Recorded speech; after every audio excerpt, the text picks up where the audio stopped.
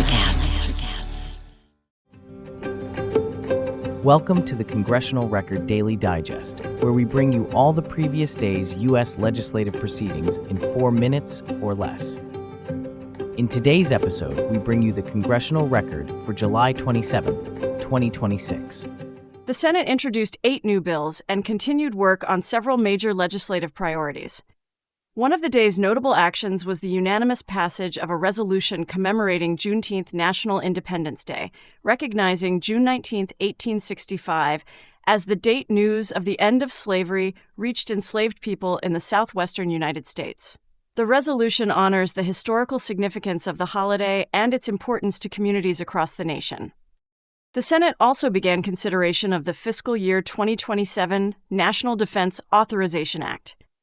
This annual defense bill authorizes funding for the Department of Defense, military construction projects, Department of Energy defense activities, and military personnel levels. The legislation will directly affect active duty service members, National Guard and Reserve personnel, military families, defense contractors, and communities that support military installations. Attention also remained on national security leadership, as the Senate advanced the nomination of Walter Clayton to serve as Director of National Intelligence. Senators voted 51-43 to limit debate on the nomination, setting up a final confirmation vote for the following day. The Senate also began considering a resolution that would allow certain executive branch nominations to be considered together, a procedural change intended to streamline the confirmation process for federal leadership positions. Beyond floor action, Senate committees reported numerous bills for future consideration. These measures address prescription drug regulation, hospital and insurer price transparency, pharmaceutical supply chain labeling, passport services through public libraries, energy and mineral security, geothermal development, and a wide range of foreign policy and national security issues involving Taiwan, Syria, the Arctic, Sudan, Iran, China, Latin America, and the South China Sea.